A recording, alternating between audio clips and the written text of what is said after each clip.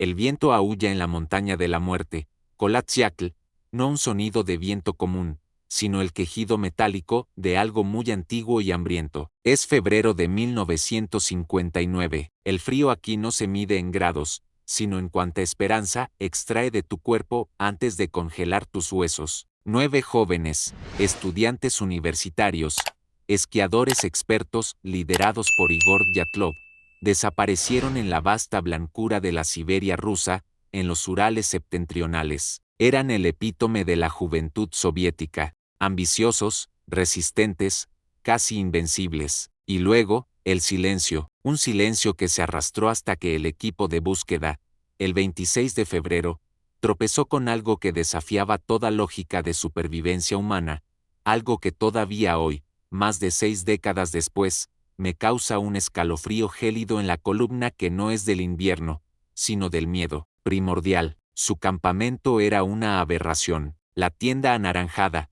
rasgada, flácida sobre la nieve, no había sido desmantelada, había sido literalmente reventada desde dentro. La nieve, que caía en capas despiadadas, no había logrado borrar el rastro más perturbador. 9 pares de huellas humanas, la mayoría descalzas o usando solo calcetines, que se alejaban de la tienda, descendiendo la empinada ladera hacia un oscuro bosque, a más de 1 kilómetro de distancia. Lo abandonaron todo: botas, abrigos de piel de oveja, radios, el queso y la carne salada, incluso sus zapatos. ¿Quién, en su sano juicio, en medio de una ventisca a 30 grados, bajo cero, sale corriendo hacia una muerte segura sin su armadura contra el frío? Miro las fotografías de la escena, ese trozo de lona rasgada, y no consigo entender la velocidad y el pánico de aquella huida. No fue una retirada ordenada, fue una estampida, una hemorragia de racionalidad.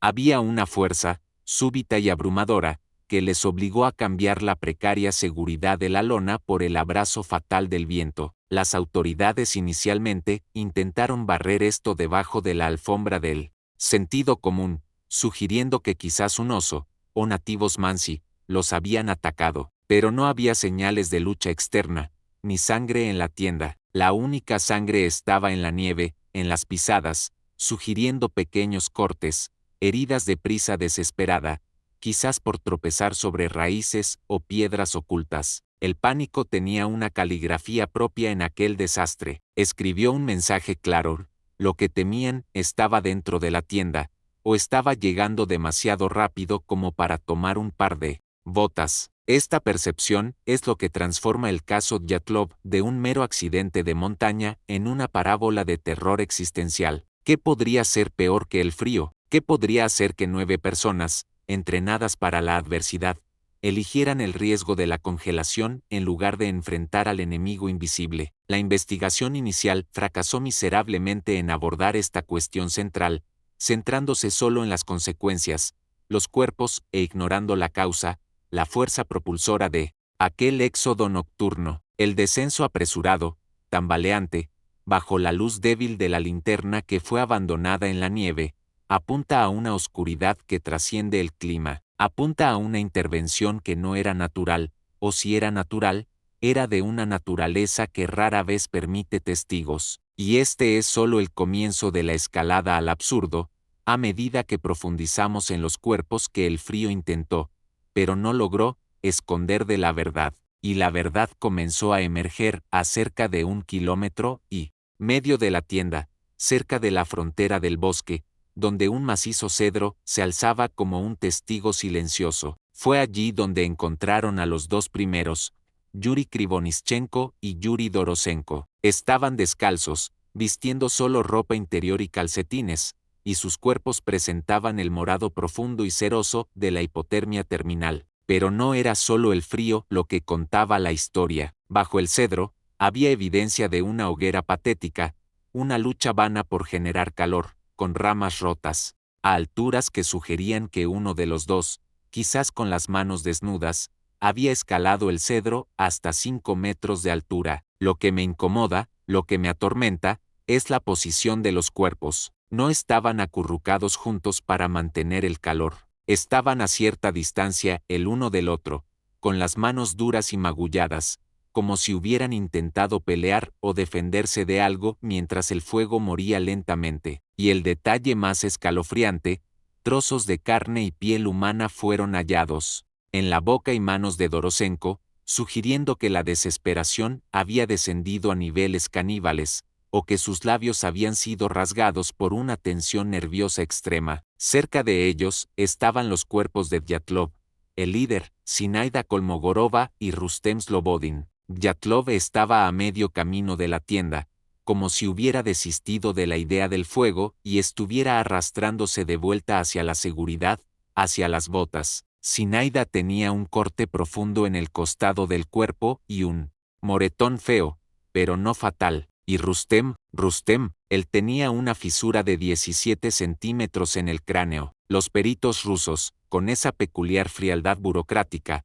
clasificaron todo como muerte por hipotermia. Pero, ¿cómo explicar las heridas? ¿Cómo explicar el pánico que vació la tienda y llevó a los más resistentes a quemarse en una hoguera inútil en lugar de esperar la mañana? La ciencia dice una cosa, pero lo que los ojos vieron fue otra. Los cuerpos parecían haber sido víctimas de un ataque implacable, pero sin agresores visibles. El misterio se profundizaba con cada autopsia. Si valoras este tipo de investigación profunda, que se niega a aceptar las respuestas fáciles de la superficie, y que se adentra en los rincones más oscuros de la historia humana y de los casos reales no explicados, considera suscribirte ahora a nuestro canal para apoyar este periodismo independiente. Nosotros continuamos. A esas alturas, 4 de los 9 ya habían sido encontrados, pero los 4 restantes, los que realmente nos harían cuestionar la cordura de la investigación oficial, solo aparecieron 2 meses después,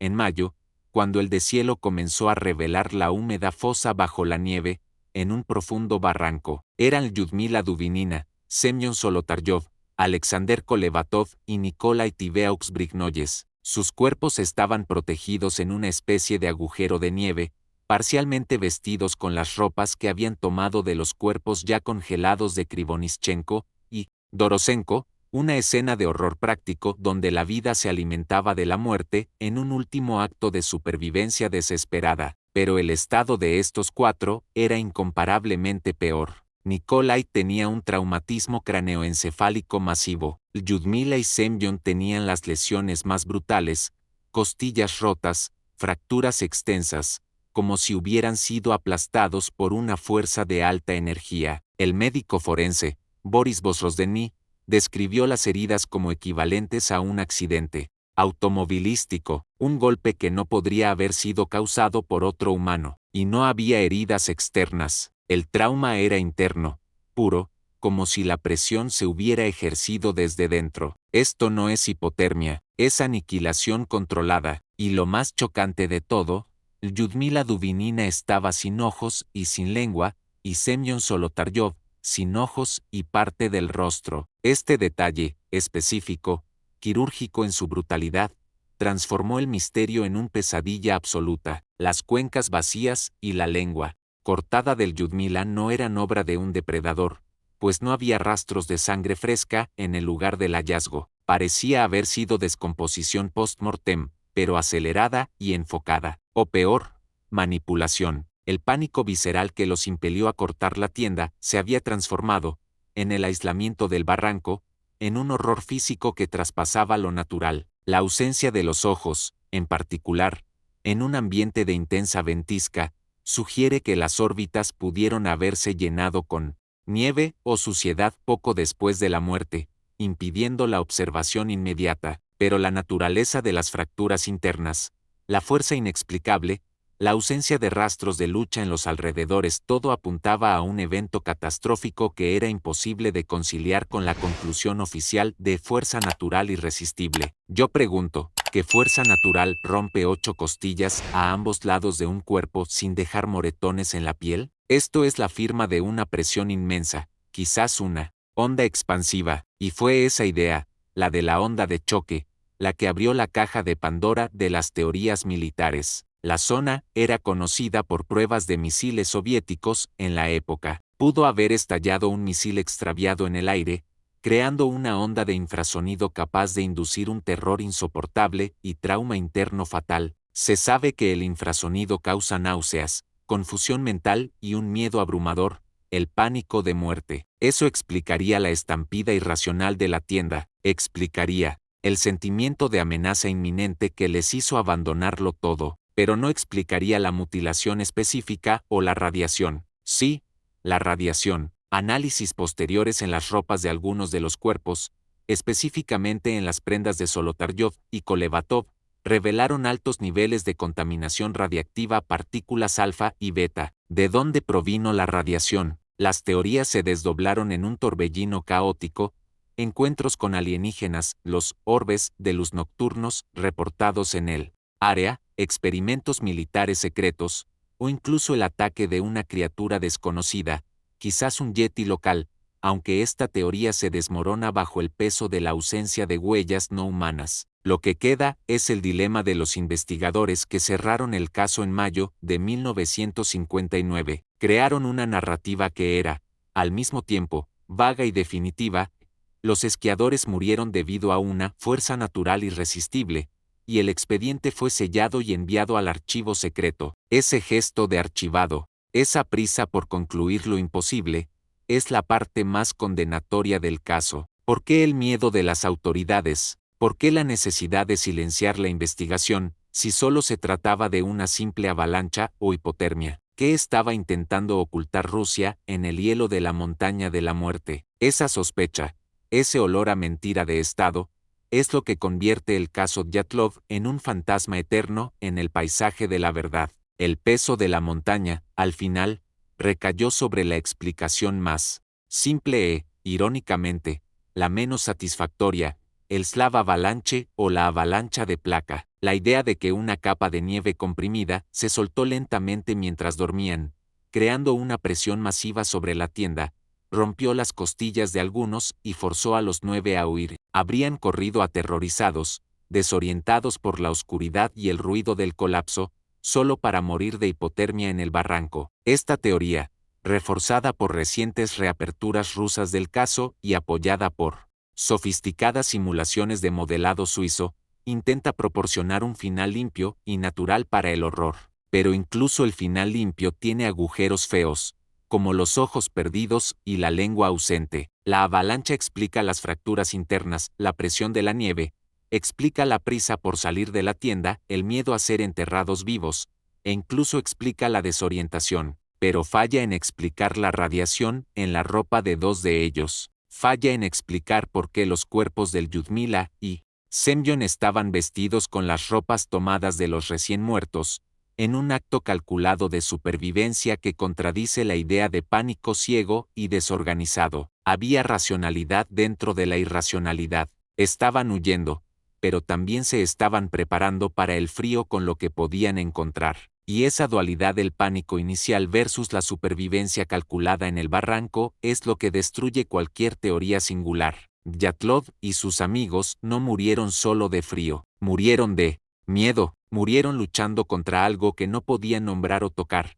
pero que los estaba aplastando, silenciosa e implacablemente, de dentro hacia afuera. Es escalofriante pensar que la última cosa que vieron estos jóvenes, mientras el corazón se detenía y el hielo invadía sus venas, fue la oscuridad absoluta de la noche en los Urales, y que el terror que los persiguió los alcanzó al final, dejando atrás solo la evidencia de una agonía imposible de descifrar. El forense Vozrozhdeny, cuando fue preguntado años después, mantuvo el silencio sobre la causa real, solo reafirmando que el trauma era demasiado severo para ser autoinfligido o accidental. La montaña guarda sus secretos con una ferocidad gélida. ¿Qué fue lo que realmente les hizo rasgar la lona y correr hacia la muerte segura? ¿Fue una onda de choque militar, un fenómeno meteorológico extremo con radiación residual, o el sonido agudo del pánico inducido por la propia naturaleza? La verdad podría ser mucho más sombría. Quizás fue la intersección de todos estos factores, un encuentro perfecto de fenómenos naturales, pruebas militares, y el terror humano, culminando en una noche de sufrimiento que desmanteló la razón y la carne. Si tuvieras que elegir entre el frío implacable de la naturaleza y la amenaza invisible de un enemigo humano desconocido, ¿qué harías? ¿Correrías descalzo hacia la muerte, ¿O intentarías enfrentar lo que estaba del lado de adentro? Deja tu teoría en los comentarios, y no olvides activar la campana en Casos Reales No Explicados para que podamos seguir investigando las historias que nadie se atrevió a contar de verdad.